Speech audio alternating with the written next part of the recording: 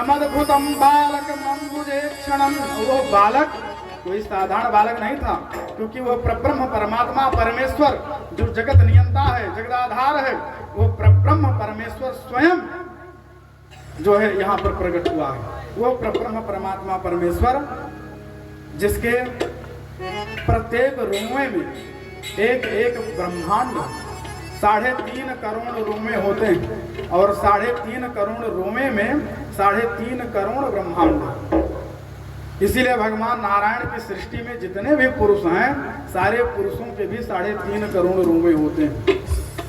3.5 करोड़ रोमा है, और 3.5 करोड़ में 3.5 करोड़ रोमे में एक एक ब्रह्मांड, और 3.5 करोड़ ब्रह्मांड में सब जगह अलग अलग ब्रह्मा विष्णु महेश, अलग अलग इंद्र, अलग अलग गणेश, सब जगह, क्योंकि ये सब एक पद है। और वो जो ब्रह्म परमात्मा परमेश्वर भगवान नारायण, वो भगवान बालकृष्ण के रूप में प्रकट हुए। यहाँ की पृथ्वी में कितना गुरुत्वाकर्षण है, इतनी गुरुत्वाकर्षण है कि वो ब्रह्म परमात्मा परमेश्वर को भी अपनी तरफ आकृष्ट कर लिए, खींच लिए। और इस प्रकार से श्री बालकृष्ण भगवान को देख करके अति प्रसन्न है श्री देवकी और वसुदेव।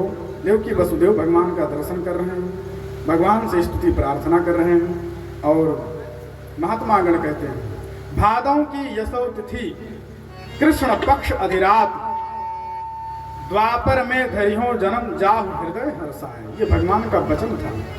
भगवान जब जन्म लिए तो उस समय पर, अच्छा, राम जी में और भगवान श्री कृष्ण में और भी बहुत सारे अंतर देखने को मिलते हैं। भगवान राम शुक्ल पक्ष में जन्म लिए, 9वीं तिथि में जन्म लिए, और दिन के 12 बजे जन्म लिए, जिस समय पर भगवान सूर्य आकाश मंडल में सबसे ऊर्ध्व में रहते, सबसे ऊपर, क्योंकि भगवान राम का सूर्य वंश में प्रकट हुआ था। भगवान श्री कृष्ण चंद्र वंश में प्रकट हुए।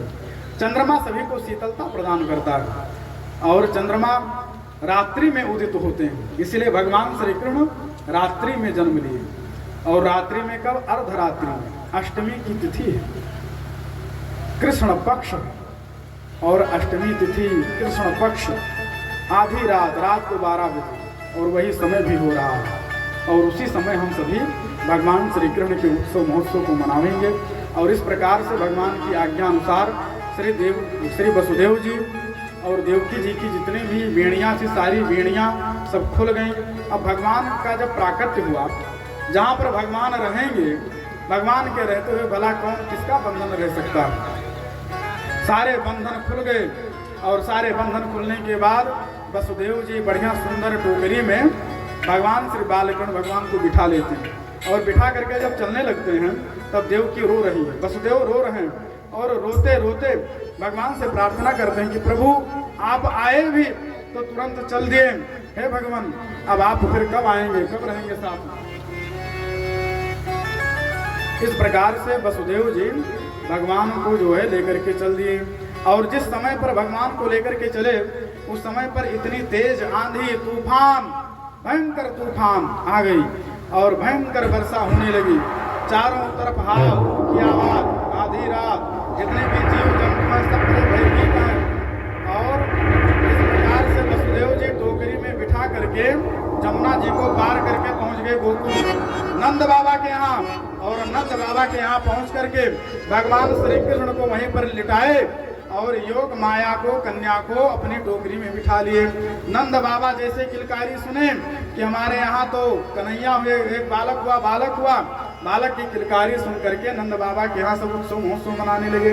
आइए हम सभी भी नंद बाबा के यहाँ उत्सव महोत्सव मनाएं।